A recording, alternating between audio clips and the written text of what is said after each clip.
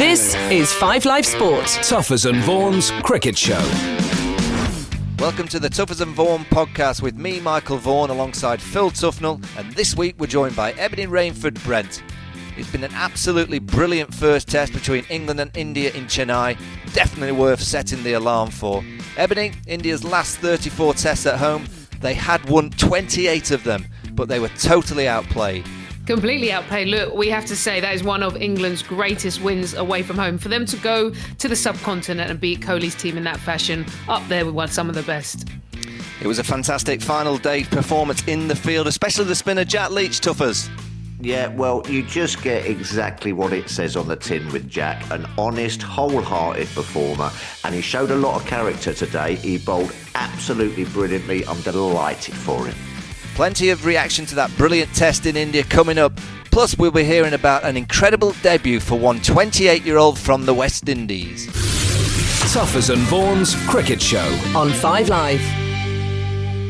We have to start the memorable first test match in India. Tuffers, have you got your breath back yet? Well, I don't think it could have gone any better, could it? I mean, you win the toss, which I think turned out to be crucial. Everyone went out there, got a few runs. Joe Root on his 100th test match got a double 100. You saw the Hoover Dom, as we're calling him now on Test Match Special. Dom Sibley got a good 80.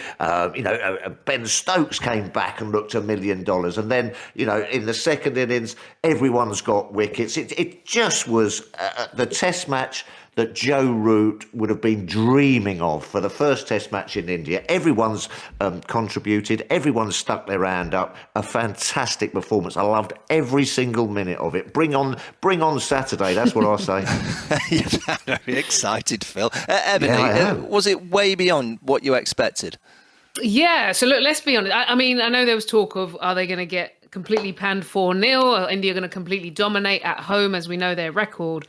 I didn't think it'd be that, but I did think England were going to be sort of on the back foot. And the thing that I was worried about, I was thinking first innings runs. We saw in the Sri Lanka series, there was one or two wobbles, one or two collapses. I thought we might have seen just a moment where England let India in the door. They didn't.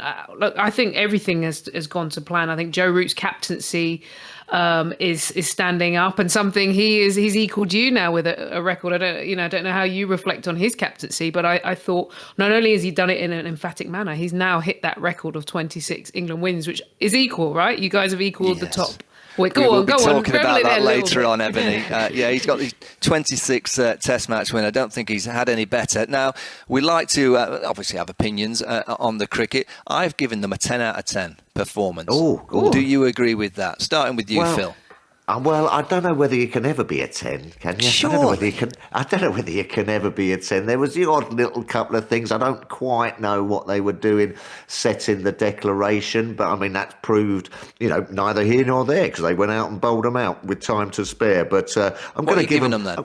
I'm going to give them a 9.9. 9.9. Like that Craig Revel Horwood on the old Strictly. You don't want to give a 10. No, there's always room for improvement. It's as simple as that. So there's a few people who'll just be looking at their performance saying they could have just done a few little tweaks. But listen, it's beyond their wildest dreams when they turned up in India the other day, what that kind of performance was going to do for them. And it's put them in such a great position now for the rest of the series. Pressure goes on India.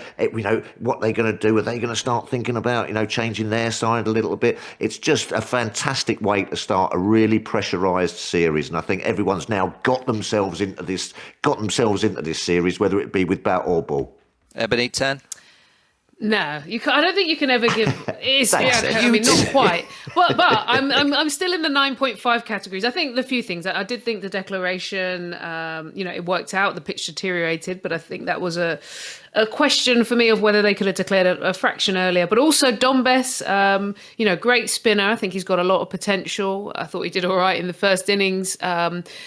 I guess for me, I want to see that consistency from him. What you want to see is this England side kind of tick every box. I think they've now got the pace, they've got the control in Anderson, they've got the runs in Root. But I just want to see that sort of that spin twin domination. And so that's just the small thing, but it is very small. It was a fantastic performance. It was. I mean, we are looking for perfection. So you can always just chip away at a few little things, and that's what they'll be doing. Listen, they're going to be enjoying themselves after this Test match. They're going to be really sort of, patting each other on the back. That atmosphere now in that England dressing room and back at the hotel. And I know it's all in strange times, but I mean that is going to be absolutely electric. They are going to be looking forward to the next Test match. So there are always a few little things that you can tweak, and we are looking for the absolute sort of like 10 out of 10 performance. But that was a 10. Yeah. That was a 10. I don't care what you two said. That was me. a 10 out of 10 performance. Okay. Now, Chris Silva, I know Chris Silva is close to you. Phil, you're a good pal of his. Yeah. 9 Test wins in 15 since he took over the job. Remarkable job that he's doing. Well, he's just got such a cool head. I was watching him today, just in the dressing room. He's sitting there. He's just taking it all in. He's obviously got the respect of the dressing room. He's obviously working very well with Joe Root as well. Everything just seems to be slotting into place with him. He's had this sort of mantra, hasn't he, about how to go about playing Test match cricket, and the boys put it into practice, didn't they, for him? So he's just sitting there taking all the plaudits, and so he should do. And I saw him a couple of times. I think, what was the one? Jack Leach got rid of Pujara. He was out of his chair, double fist pump going, you beauty, like that. So he's obviously got this fantastic spirit going in that England dressing room, and more power to him. He's doing a fantastic job. And Ebony, I guess the last 5 days, and if you look back over the last 10 months, Test match cricket, it's been a tremendous spectacle, not just this week, but you go to the West Indies versus Bangladesh, the Aussie series versus India, back to the summer when we had the West Indies and Pakistan over. It's been an amazing 10 months for Test match cricket. Yeah, look, it has. I think also we're more grateful because this is happening during the pandemic, where cricket was almost stripped away from us, and then we were treated to a brilliant test back against West Indies and a great test series throughout with Pakistan. And, it's so nice to see an England team winning so well in this format, because let's face it, there was a period where they were on a poor run, especially away from home. There's a lot of questions from us. Let's face it, we as the media get in there as critics. So, look, I think for Test cricket to survive, we need this. And now also, it just stokes a few questions about the Test Championship and whether it will come into more context down the line. So, look, I'm really, really proud of our game as such, because it's been seen now by so many, and let's hope Test cricket continues to excite people. Yeah, I mean, Mike, what did you think of Joe Root's captaincy that Test match? He didn't really put a foot wrong, did he? Outstanding. I mean, cautious with his declaration. He could have gone a little bit sooner, but, who cares when you win so convincingly, and you win by over 200 runs in India against this Indian side. Let's be honest, they hammered them. To win by over 200 in Test match cricket is a hammering. So he'll be delighted, and also his form and the way that he's playing, leading the team. 3 wins in 2021. We'll discuss more from the Test performance in Chennai over the next 50 or so minutes. But Phil, the Cricket Social, we had one incident this week. I think I may have to reveal something. That's more like bad. This is extraordinary scenes going on here in the Cricket Social. What is that? I think the producer's left his telephone next to a microphone and gone for a wee. No, I think it might be. Wait, is it Agger's? Is this Agger's ringtone? Oh, this is wonderful. What is that? It could have been a lot worse. I don't know. Hello, anyone there? Dance along. It's to this. Who? It's not me. No, it's not me. I don't know how to have a ringtone. There you go. What it does do though, is that all of a sudden it's just sort of shifted that sort of. Whose was that? Who was it? Phil, we were blaming Aggers. We were blaming the producer, Adam Mountford. We were blaming anyone. I have to hold my hands up. Oh, it was me. I didn't have a clue. You. What happened was, my kids, when I came off, they could kind of understand what they said, Dad, but you'd press play at the bottom of Instagram. You know that little little icon, and it was playing something from the IPL, some music and some dance. So Phil, I have to reveal myself. It was my fault. Well, it gave us a chuckle at about 5:30 in the morning, I can tell you that much. Oh, well, at least you've held your hands up, Mike. You've held your hands up. It's taken a couple of days. Tuffers and Vaughan's Cricket Show on 5 Live. There was a lot of talk before the series about how England's spinners would perform. In the end, Dom Bess and Jack Leach both made important contributions. They took 11 wickets between them, and afterwards Jack Leach was absolutely delighted. Very pleased that we got over the line, and great win for the boys, a real team effort. Probably the hardest sort of week of Test match cricket I've experienced, so just really pleased we got the win. Just, to have done it so quickly and so emphatically as well. It's different sort of pace of cricket over here, I guess. The first few days, obviously we set that up with the bat, and that really set the game up for us. Looking at the way things resumed today, to get Pujara out would have been absolutely the number one aim, I suspect. And there you go, you got him. Lovely ball again, turned. It was good. There was actually turning from straight with that newer ball as well, and I guess it was happening a little bit quicker with the newer ball, and it's important to try and make the most of those moments, and it was again a nice ball, and really happy with that. And things just seem to follow a plan today. Clearly, to keep Anderson back, get the ball a bit older, get the ball to reverse swing. Oh, look, it is reverse swinging. As soon as he came on, that first over was incredible. I mean, to have someone like that in your side, so that everyone, the whole bowling attack, you've got Jofra Archer bowling quick, even though it is India, and even though it's a crumbling pitch in which the spinners are, I suppose, traditionally expected to thrive. I mean, everyone in the attack can play a part. Yeah, no, exactly right. I think we had all bases covered, and Jimmy's skills are unbelievable. He's done it for such a long time, and we should never take that for granted. And Josh pace as well. Really great, obviously, for me as a winner to sort of pull at the other end to those guys. Yeah, tell me how you got over that first innings, Jack, because Pant got after you there, and it was pretty brutal stuff, wasn't it? And you'll be going in your mind, you were thinking, I'm supposed to be getting wickets on here. And how did you get that out of your head? I found it tricky. I found as a spinner, I know that I'm going to get a bit of people wanting to target me.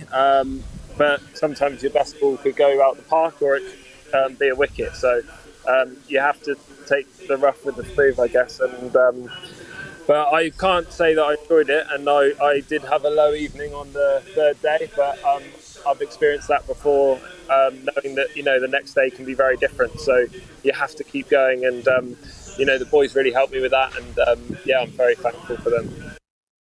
That was Jack Leach talking to Jonathan Agnew. Tuffers, I'll come straight to you. What did you make of the spin twins this week, Dominic Bess and Jack Leach? I think both of them did exactly what the skipper wanted from them. First innings, Dom Bess got, Kohli got a really good four-for. He didn't bowl so well today, and I'll come back to that. I'm not quite sure why, but he then got his into the game with a four-for, and it was a big sort of part of that first innings dismissal as well. Jack Leach, as he was talking about there, those 2 wickets for him just after he got mauled by Pant. You know what I mean? That was great for him. As you said, he had a low evening there, but that's part and parcel of being a spin bowler. These guys are fantastic players, and anyone, that top 6 of any countries that can take any spinner down at any time. But he bowled really, really well and got those 2 wickets, which gave him a lift today. And today was all about character for me. Going out there, doing what the captain wanted of you, get it on the spot, get it in those danger areas, and apply some pressure. Dom Bess didn't do that today, but then his mate, his spin twin, helped him out, and that was a great bit of bowling by Jack. It'll do him so much good, that little sort of session there when he bowled India out and got England across the line. Sure, Phil, can I dig into the mind of a spin bowler? And I'm going to dig into your mind. I know there's a lot going on in that mind, but I'm going to dig into it. Remember, as a spinner now, 0 for 59 from his first 6 overs, Jack Leach. He got Rishabh Pant. He got hit into the stands 5 times. Yeah. How do you deal with that as a spinner? You can't damage the batter from there. You can just carry on delivering what you can deliver. But, he must have felt like, he must have wanted the ground to kind of grow a bit so he could kind of hide himself. Yeah, but then, as you say, it's part and parcel of the spinner. You've got to show a lot of character. This is where the senior players, your spinning partner as well, even though he's an inexperienced Don Bess, he comes up and puts an arm round. Joe Root's got to be, a little bit canny. Take him out of the attack, give someone else a go. You've got to do all these kind of things, but it comes down to you and your own self-belief that, give me the ball and I'll get him. You've got to go through your variations a bit. One thing I think he didn't do when Pant was just coming down the wicket at him, ball after ball, hitting him out of that rough. Listen, it's a fantastic shot to keep doing it 6 or 7 times. And so you do think, well, one of those is going to go straight up in the air or he's going to miss it. But then perhaps, you might think, well, I might go round the wicket. I might bowl it a little bit wider. You've got to go through your craft and a little bit of your variations to try and make him sort of like miss time one. I think he just sort of, sometimes he was just sort of bowling it in the same spot at the same pace, and Pant was just deciding which one he was going to go for. Perhaps you've got to be a little bit tricky, but he would have learned from that. And the way he's come back, and I said earlier on when you asked me the question at the start of the show, wholehearted performer, never dropped his head, brilliant. And then you get your rewards in the second innings. Phil, when you'd had a day like Jack Leach had on that first day, and he goes back to his room and he gets his teammates in, probably the captain, to give him a lift, what kind of things would you have done on that evening? Well, I wouldn't, for a start, have gone back to my room. I might have turned left at reception and popped straight into the bar for a cleansing ale, just to cool down the blood in the head and just try to relax. And then you meet your mates and you have a couple of... and you go to your senior players and your best mates, and they'll know that you've had a bit of a low day, and then they'll try and pick you up. You have a nice bit of dinner, you have a glass of wine, and they'll pat you off the bed, you know what I mean? And you go, right, OK, now listen, I'm going to come back and have another go to... Well, it's a bit like a boxer. If you get knocked down in the first couple of rounds, you just don't throw the towel in, do you? You say, right, now I'm going to come back in rounds 3, 4 and 5 and show what I'm made of. Ebony, they're getting better and better, aren't they, these spin twins that England have found? Yeah, look, I think, with Leach, he's Mr. Reliable, isn't he? We've seen it from what he did with the bat in the Headingley through to the way he's dealt with, all of his health issues around Crohn's disease, and he still has come back, and I think he's delivering more and more. So for me, he's up there. Look, Don Bess, like you say, I thought that his first performance was good. Sri Lanka, we saw him show good signs. My question to you guys, really, and more, I suppose, Tuffers as a spinner, Vaughan as a cat. He's had 13 tests. How long do you give him as a captain till you say, look, mate, we've got to eradicate that sort of second innings performance? When do you kind of sit him down and say, look, you get to a point where you're no longer a newbie, is it going to be 20 tests? Is it going to be, at what point do you say, look, we need to tighten this up? Yeah, the one good thing about Don Bess at the moment is he's still contributing with the ball. I mean, he got a few lucky ones in the first innings, but he's still contributing. It's when you're not contributing, and that's the only thing that I'm slightly fearful for. If the tables had been turned and perhaps England had lost the toss on that wicket that was really flat for 3 days, how would they have coped with that then? But listen, at the moment, they're both feeding off each other. They're both working things out for themselves as they go. They're both getting better and better. I really like the way Jack Leach bowled today. You could just see in his action that he was getting some of that in-drift. Beforehand, he was sort of bowling the ball straight onto off stump or onto middle and off stump. And then today, he was sort of like starting from a wider angle and getting that in drift so that it was dry, that one to Bajera. Beautiful, curved in, pitched middle stump, and then takes the outside edge. The same one to Rohit Sharma. So that means he's getting into a rhythm and he's getting through his action, and that ball's starting to cut in. A little bit concerned, as you say, the way Don Bess bowled today. I mean, there are a couple of absolute, waist-high full tosses. But listen, he's still learning. He'll go away and work with Chetan Patel as well over these next 2 or 3 days. And it's tough, it's tough in India. You feel wrung out as a spinner. The pressure's on you. These guys are going to be coming for you. 5 days, Test match cricket as a spin bowler. And I think Jack alluded to it in his interview there. He was exhausted after that, but a nice exhausted because you win. Just slightly concerned about Don Bess's consistency on a flat one. Tuffers and Vaughan's Cricket Show on 5 Live. happens when you call a friend of a friend of a friend in search of a celebrity. But you get through to Stacey Dooley, Riz Ahmed and Louis Theroux if you've got my contact book. Oh, well, since I've been on Strictly, buddy, I think you'll find I've got a few more contacts of my own. Let's see about that. Join me, Spencer Matthews. And me, Jamie Lang, for another series of our podcast where we're blatantly blagging our way through everyone's little black book to bag ourselves someone big. Who will we get next? 6 Degrees from Jamie and Spencer. Only on BBC Sounds. Tuffers and Vaughan's Cricket Show on 5 Live. Now we've got to speak about Jimmy Anderson. Ebony, I'm going to start with you. Just give us your assessment of Jimmy Anderson for 5 days in Chennai. The GOAT, right? It's as good as it gets. I mean, do you know, it's incredible, isn't it, that he's 38 and he's getting better and better. And the bit for me is, look, they wanted the ball to reverse and he came in straight away. That over, I think it was the 27th over where he picked up those 2 wickets, the review. It was an absolute masterclass of skill with the ball and in those conditions and knowing exactly how to work it. You see him now, and he's going to keep going and going and going. He's got that sort of mental resilience. One thing I was wondering, and I guess I'm going to throw it back to you guys about this rest and rotation policy. At the end of the match, he did an interview. He said he's feeling great. You see him perform like this and you think, does he go again, or do you keep this rest and rotation? What are you guys saying? Oh, that's a good question. Ebony, I also like what you said. Captain? I'm playing him again. I'm going again with Jimmy Anderson. His last 2 test matches, he had a good break from Sri Lanka to the first test in Chennai. He's just in incredible form. And what he said in the press conference was a great lesson to any sports person. He's 38. He's played forever.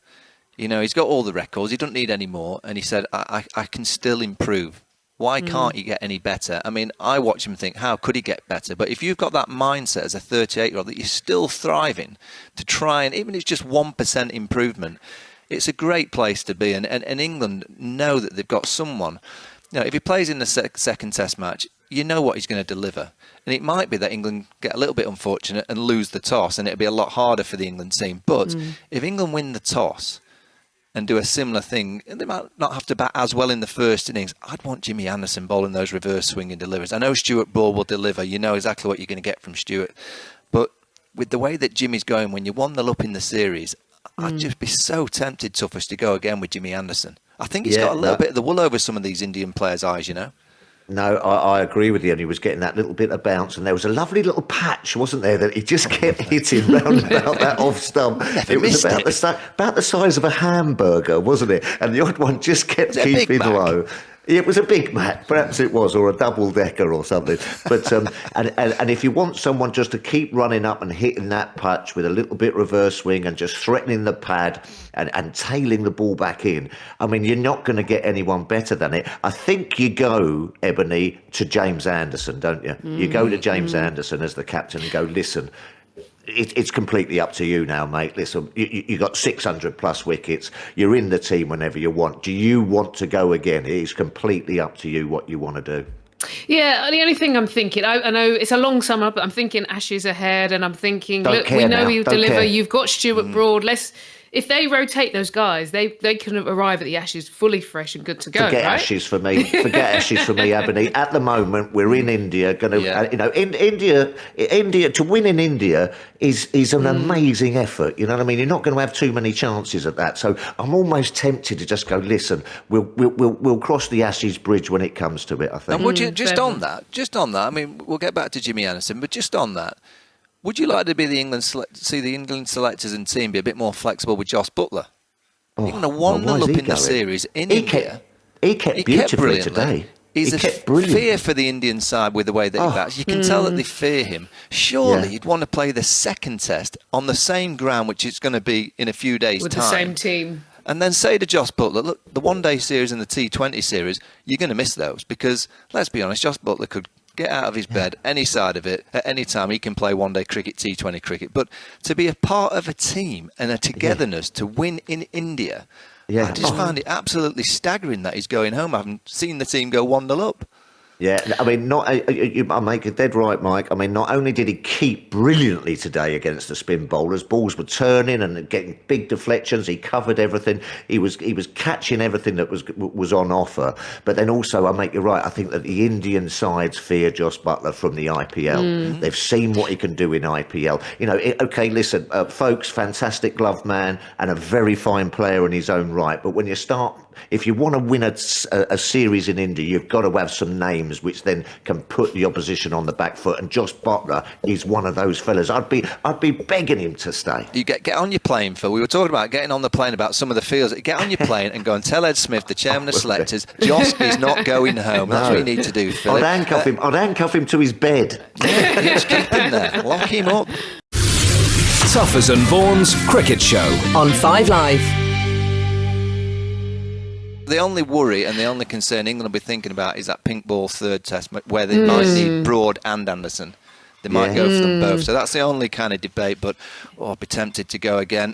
Very little doubt about the man of the match in Chennai. Joe Root becoming the 9th player to score 100 in his 100th test, not just 100, a double. He scored 218 in the first innings and 40 in the second. That followed 228 and 186 in Sri Lanka last month. And he was understandably delighted after to talk to Jonathan Agnew. Very good performance. Brilliant, really proud of the group. We've performed very well throughout these 5 days, and you know, to be stood there 1-0 up in the series so far is a really good feeling. So yeah, very proud. I think you are, and of all the test wins now, and you've equalled Michael Vaughan. Of course, I'm sure he'll remind you of that later, or you remind him of one of the two. But I wonder where that particular test win ranks. Yeah, I'm sure it'd be right up there. I think it was always important that we started well. Coming here, it was a huge series. India full of confidence off the back of what they've achieved in Australia, and a very fine team at home. So for us to perform like that is exceptional. Really proud of the group, but we delivered our game plan exactly how we wanted to. We got big first innings runs. We've had long periods of time, put a lot of work into their bowlers and them in the field, and then we were very smart about how we took 20 wickets. And the form you're in, Joe, I mean, wow. I mean, what's it like to be batting like you are at the moment? Yeah, it feels good at the minute. You want to keep just riding the wave, keep getting yourself stuck in, giving yourself a chance at the start to get in, and then just try and be ruthless. And I really benefited from having a few good conversations about my batting with a few ex-players, and working with guys like Jacques Kallis out in Sri Lanka, and just being really realistic about where things are at. And off the back of it, I think seen some of the best of myself. I do think these conditions probably suit my game, facing a lot of spin, and it's nice to then be able to get in and really make it count. So hopefully I can carry that forward for the next 3 games as well. Did you know you were getting your 200 up with a 6, by the way? There was some conversation about that. No, I had no idea. I thought I still needed a couple more runs, so it's a little bit of a muted celebration. Everybody, I'll start with you, Joe Root. Unbelievable, right? I think the form he is in at the moment, he's averaging this year alone 114. I mean, the way he's going about his game, and the one thing that does stand out, I'm throwing it up there as, maybe I haven't seen all the greats of England play in terms of my age and seeing the Gowers, enough of that, but I think he's got to be up there with the best in playing spin. His sweeping ability, picking line, picking length, picking gaps, the flow he has, his clarity on getting forward and back. It's just so good to watch that you now wonder, first of all, I think his form and the fact that he sort of seems to be cracking it at the moment of captaincy and performing, which have, at times maybe been a little bit disjointed, but he seems to have found it. I now think he can get up to 165 tests and possibly pass Cookie. And again, those records and runs, he can pass the top there. So, look, well done to him. And I just hope he can continue this form for the rest of the year. Phil, if I said to you, Joe Root and Viv Richards. Oh, hello. You bowled at Viv Richards a lot. Yes. Would you say Joe Root's as good as Viv Richards? Well, I would say Viz was a little bit more intimidating than Joe. Swagger. Yeah, a little bit more swagger, but that doesn't mean anything. I mean, I know I was doing it on the Cricket Social. The weight of runs that he's now clocking up now are just absolutely phenomenal. And he's knocked the nail on the head there. The way he plays spin's beautiful. I didn't see a lot of Indian batsmen sweeping our spinners, but his game plan is up and down the pitch, get right back, sweep the spinners, and we all know that makes your mind and your fields all get a little bit scrambled if you're taking balls from outside off stump and sweeping them to the leg side. I think he's just absolutely in a purple patch at the top of his game, so happy with where he's all at the moment. The sides, he's being dragged along with him as well. I mean, the sky's the limit for Joe Root. As you were going to say, Joe Root or Viv Richards, I reckon Viv could hit me for a bigger six, so I'm going to say Viv. I've said Viv Richards all day long. I wouldn't have even put Joe Root in the equation with Viv Richards. But there's a stat that's come out. Wisdom's Yaz Rana has tweeted this fascinating combination of numbers. Viv Richards after 182 test innings. Joe Root after 182 test innings, 8,467 for Joe Root, 8,540 for Viv Richards, average of 50.23 for Viv, average of 50.39 for Joe Root, 2400s for Viv, 2000s for Joe, 69 scores of 50 plus for both of them. Yeah. Wow. So in terms of averages, Joe averages higher. Viv's got 4 more hundreds, but they've both got 69 50s each. So you can talk Joe Root in the same breath as Viv Richards. That is ridiculous. Go on, Ebony. Yeah, I was going to just throw to Vaughan because it would be good to get your opinion on one. I wanted to know where you see him as England playing spin, and then two, he's in the greats club now, right? It feels like he's firmly nailed in there. Yeah, absolutely. I mean, Graham Gooch was a brilliant player of spin. He was right up there with the best. The way that he used to lap slog Mushtaq Ahmed, I remember that Tuffers. I think you might have been playing that series. As soon as Mushtaq bowled the googly Gooch, he'd lap slog him out of Headingley. I saw that as an academy player at Yorkshire. But in terms of this modern era of the game, I don't think anyone's close to Joe Root. The way that he manoeuvres the ball, those sweeps, reverse sweeps, dances down, as Phil says, uses the depth of his crease, and he defends. He can defend the good balls, and it's not just that he defends and you think that the ball might pop up to silly point or short leg. When he defends, you look at Virat Kohli in the first innings, the way that he defended Dom Bess. It's the way that you tell every young kid not to defend an off-spinner. Defend into extra cover, pushing out with an angled bat when it just bounces. Oh, you get an inside edge, you caught at short leg. Joe Root is an incredible player of spin, and those numbers don't lie. You don't get those numbers after 100 tests by being lucky. He's a wonderful player. I'll tell you, you've just mentioned Graham Gooch there as well. I'll tell you what Joe Root is the best at that I've seen for a hell of a long time is just that ticking over, that milking of the spin bowler. You know what I mean? You're talking about Viv, you know what I mean, was those big shots and dominating, a little bit the same with Gucci, but those little sort of just clipping it round the corner for one, rotating the strike, little dab twos, little sweep ones and twos, not necessarily fours. He was just ticking along at 3 or 4 and over, and you didn't really even see him sort of hit a big shot. I mean, that sort of rotation of strike and manipulating the bowler to bowl where you want to and hitting the ball where the field isn't. It was a little bit like Brian Lara. There you go. There you go. Richards, go on, Joe. Well, you're bringing in all these flair names. I want to ask some questions. Guys, and Vaughan in particular, what do you think of Sibley? Sibley for me, I was going to mention it when we took... he's not quite Viv. Brian Lara. He's not quite Lara. He's not quite Viv, but I tell you what, give me Dom Sibley in my team. There's two players in this England team that they're not going under the radar because they're doing well and they're getting talked, and we're talking about it now. But Jack Leach, for me, epitomises what this England team is about, because Jack Leach shows character day in, day out. He showed it this week where he got pummeled and he came back, showed character. When he gets the bat in hand, I always judge tail-end batters on the way that they bat, if they bat properly for the team. Really dig in for the team. There's a batter at the other end. I'm going to really hang around. You look at what Jack did in the Ashes in 2019. To do that, it takes an immense amount of character. I don't think he's the most naturally talented of all the England players, but you give me a Jack Leach and a Dom Sibley, because every great test team needs 5 or 6 world-class performers. England have got Jimmy Anderson, Stuart Broad, Ben Stokes, Joe Root, Josh Butler, outstanding performers. But what you need around that, you need glue. You need these players who you can depend upon, and they'll bounce back from a little bit of adversity. When it doesn't quite go the way, they'll bounce back. And they're not that bothered about not playing a pretty game. Dom Sibley doesn't care that he scores his runs. That first day, 87, it took him forever all day, and then he got out at the end, 90 nearly overs. 300 balls, but yeah. Yeah, but that's what you need, enough. Ebbs. In Test match cricket, you need your firecrackers who are these gifted, wonderful players that can take the game away from the opposing team. But you need these players that just maximise every ounce of ability that they have. And in Jack Leach, Dom Sibley, just give me those kind of characters in amongst the real quality great players. And that's why I believe this Test match team are onto something. They are building something that could be, I'm not saying it's going to be ultimately the greatest team in the world, but they're building something that this year in particular, with the India away series, India at home, and then the Ashes, you can see that they're really planning hard for that Ashes series, and everything's just starting to fall into place, Tuffers.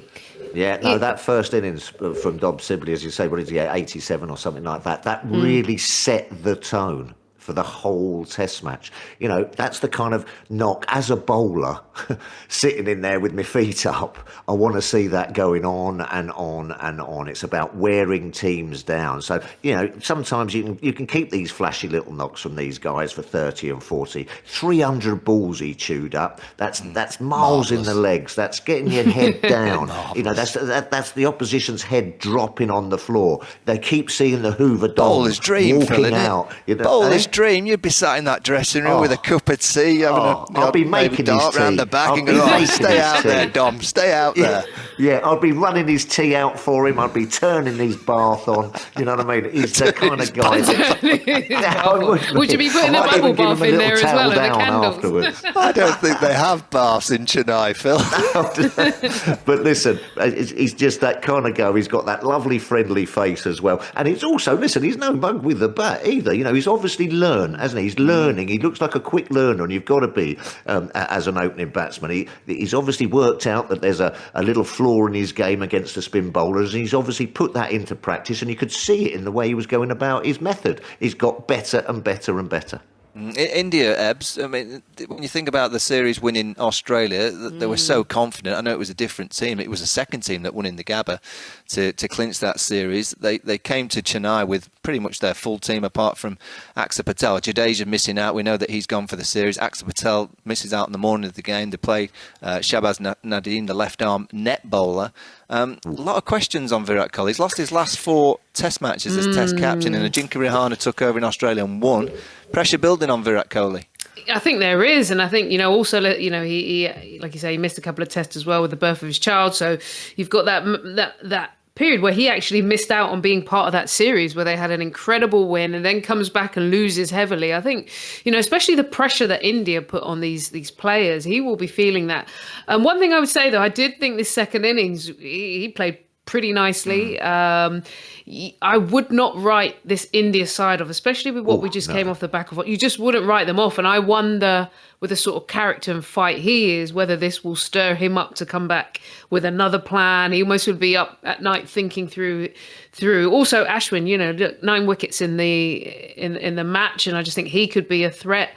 One thing England did well, though, they'll be pleased. The amount of overs they put in some of those key bowlers' legs. Bumrah bowled over 40, Bumrah over 70 odd overs. Let's just hope it's, from an England perspective, it's worn them down a little bit, and they can help that kind of into the flow of the rest of the series. Phil, do you think this Indian team almost need a spark? You go back to Australia, they were bowled out for 36 in Adelaide, pink ball death, went 1-0 down. Everyone said, it'd be 4-0, and it was like, no, it will not be 4-0. We've got a good set of players here. With Virat Kohli, I felt on days 1, 2 and 3, he was too nice. Yeah, and then all of a sudden he knew his team were so far behind the game, and on days 4 and 5 you saw that Virat energy out in the field. He was having a go at the umpires, and in the second innings Emily absolutely spot on about Virat, and with the batting hand found a bit of form. Virat's got to come out fighting, hasn't he? Well, of course, and that's the way he plays, and that's the way he likes his side to sort of perform in his image, doesn't he? So I think he'll be very disappointed. Don't you worry. I reckon he'll grab those boys together and give them a right seeing to. And you're talking about Rahane. Well, he didn't get a score either. The left arm spinner looked pretty innocuous. Net bowler. What the left? Well, yeah. It was a net bowler. He was in the nets having a bowl, and then decided to play a left arm spinner. You got Kuldeep Yadav, the leg spin bowler. He's got 5 wicket hauls in 6 Test matches. Phil, he doesn't even get a go at home. Well, This is what winning the first Test match does to the opposition, especially at home, isn't it? You've got to be a very strong character to stay with your same side, because you're going to be coming under a lot of pressure. This person needs to come in. He hasn't got any runs. He's bowled badly. This young kid needs to come in. All of a sudden, all this white noise starts happening around you as a side, and you've got to try and fight that off. You've got to show a lot of strong leadership. Listen, Virat Kohli, absolutely class performer without a shadow of a doubt, but England have put India right on the back foot here. I want to ask, come on, Vaughan, because I know I've heard you talk about the captaincy before. Where are you with, should Kohli still be going? Should it be handed over and he focus on his game? Where are you? No, now they've stuck with him, he must carry on. But I said at the end of the Australia, I thought at the end of the Australian series, the way that Ajinkya Rahane had captained that Indian side, I honestly feel that Ajinkya had a man management style that I think got the best out of those young Indian players. And I do think India will be a better team with Virat just a batter. I don't see that he has a major play out in the field with tactical brilliance. He's a leader and he's got this team to play aggressively, but I think that's embedded in them now. I think they know how to play Test cricket. And it might be over time that Rohit Sharma taking the white ball game, Ajinkya Rahane taking the Test match captaincy, it might help Virat. He's a dad now. He wants to be at home, with his little kid and having a bit more fun. And does he really want to be captain in India for many, many more years? Probably, because that's the kind of character he is. But sometimes you need to take the mantle off these kind of characters and say, you just get as many runs as you possibly can. And Ajinkya will captain the Test team, Rohit will captain the white ball team. I'm going to get absolutely... Yeah, have you turned your Twitter feed off, Mike? But I just think thinking, there will be a better like team. You're talking about God there. It's like, oh, wow.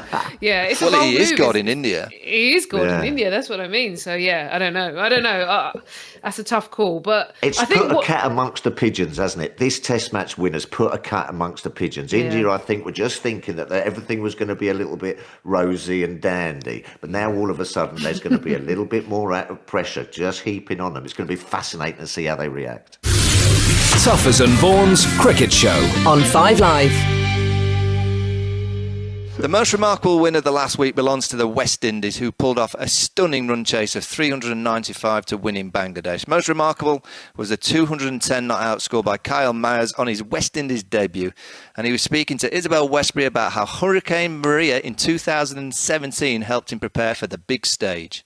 It was scary. That's the truth. As I said, I played my trade for Windward Islands, and we were based in Dominica at the time. And it was a very scary situation, everything just happened so fast. We were preparing for a normal storm, and then it was like, okay, it's going to be a Category 1.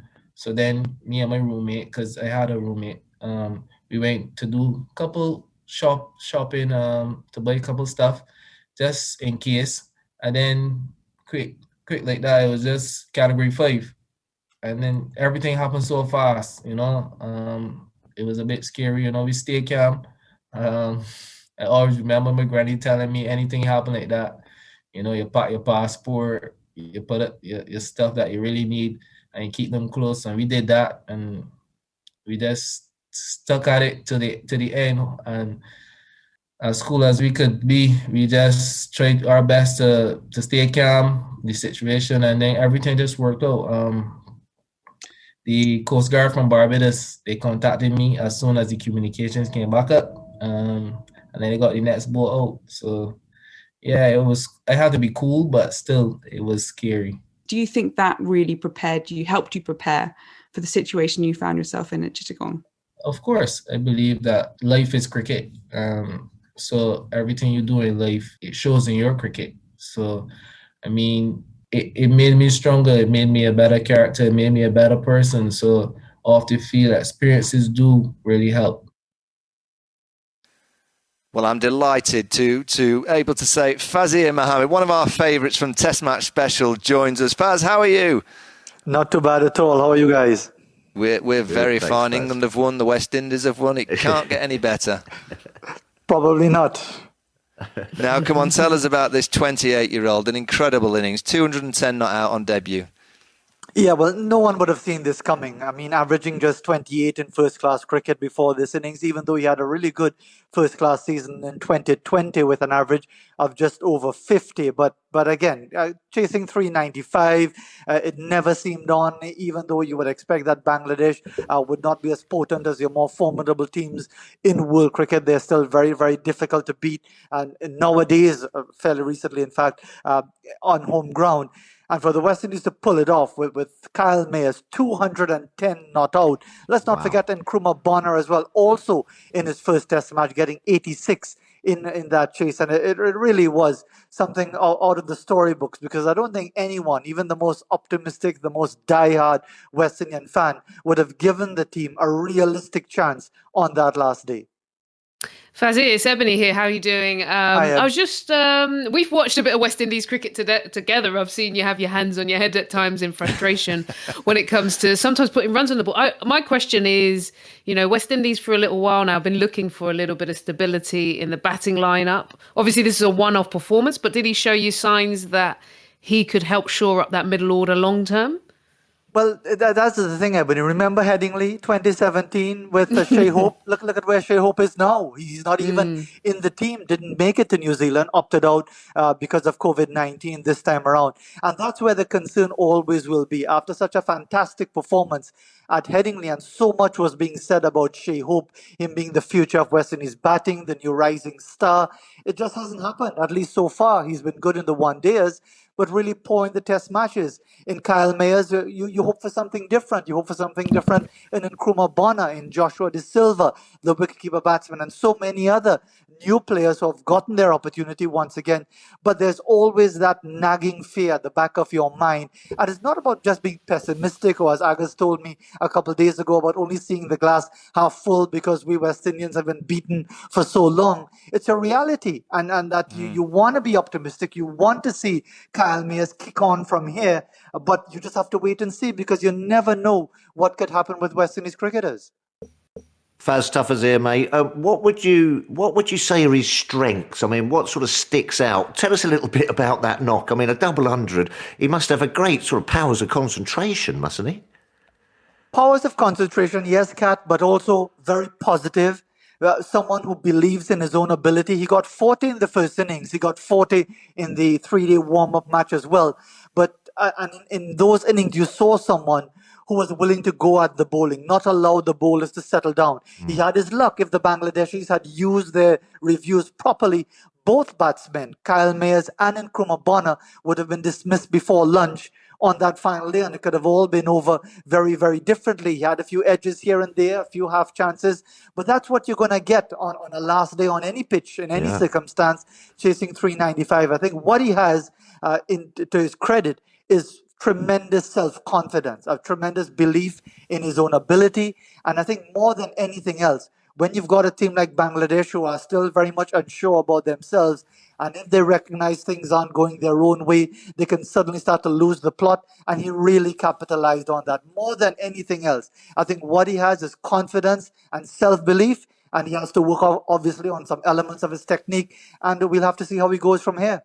Faz, what's been the reaction in the Caribbean from the amazing innings? I think it's muted simply because of that context that I mentioned to you. Yes, rejoicing in the victory, but wondering what's going to happen next in the next match in Dhaka. Is it going to revert to type where the West Indies struggle and are beaten badly yet again? The one good thing that many fans are crowing about and puffing out their chests, they're saying for the first time in 11 years, the West Indies will not be losing a test series in Asia, because it's 1-0 with only one match to play. And there's no way mathematically that the West Indies are going to lose that series. So if nothing else, the West Indies fans are happy. And I think it's also because we've just had the very tragic death of Ezra Mosley, the former West Indies fast bowler as well, in a vehicular accident in his native Barbados on Saturday morning, mere 24 hours before that final day in Bangladesh. So there was even more sadness going into what many felt would have been another test match defeat. And this has certainly brought some smiles to West Indian faces. And you mentioned rejoicing, Faz. I was at Headingley when Hope got you guys over the line. You sang a song. You'd like to celebrate with a little song. Have you got a new song for us to celebrate the West Indies victory? Well, it's not a new song. It's the same rhythm. So here goes. Cricket, lovely cricket. At Chattogram where I saw it. Cricket, lovely cricket. That first test where I saw it. Bangladesh tried their best, but West Indies won the test. They won it with tremendous style with the super batting of our boy Kyle. There you go. Lovely. Brilliant, Faz. Thanks so much for coming on the Tuffers and Vaughan show. What a way to finish. Thanks so much. Take care. You can hear more from Kyle Myers on the Stumped podcast. Wow. You can hear more about him and his background and that incredible 210 not out. Moving forward, Ebony, the second test, what do you expect? Oh, I'm calling India to come back stronger and it be a draw. But I think overall England are going to win the series. But I think India are going to come back stronger. Yeah, I'm not talking it up, am I? This is not exactly a sales job, is it? It's going to drag out. It's going to be one of those. Yeah, toss is going to be crucial for me. As I say, if India win the toss and have a bat on a similar pitch that the first Test match was played at Chennai, England have got to be at the top of their game. I think if England can win 2, maybe 3 tosses, I think they might be able to nick this series. If you're Joe Root... Vaughan, where are you? Well, I'm calling whatever Joe Root called this week, I'm going again. So whether it was heads or tails, I'm continuing with the head or tail of whatever won me the toss. I think the toss is massive. England win the toss, I think they can win again. If they lose the toss, I think we might be talking about a different story. It could be 1-1 going to the day-night game in Ahmedabad in a couple of weeks' time. But thanks for everything over the last hour. Ebony, Tuffers, you have a good evening, whatever you may be doing at this time of night. I can only imagine. Well done, Mike. See you soon, pal. Tuffers and Vaughan's Cricket Show on 5 Live.